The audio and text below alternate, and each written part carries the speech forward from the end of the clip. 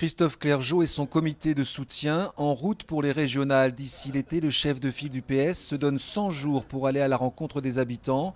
Une première étape nécessaire dans un contexte difficile pour la gauche. Moi, je suis un homme réaliste et sincère. Je regarde les choses comme elles sont. Je vois bien qu'il y a de la distance entre les citoyens et la vie politique. Et je vois bien que le rapport de force n'est pas aujourd'hui favorable à la gauche. Et je dois convaincre. Et donc, pour convaincre, je vais vers les habitants.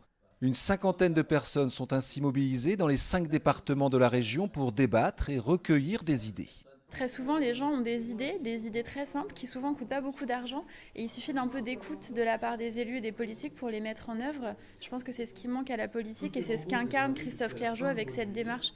La campagne en elle-même débutera réellement en septembre, la campagne de terrain et les alliances politiques qui sont encore prématurées selon le directeur de campagne. Ça, ce sont les discussions normales d'un parcours politique.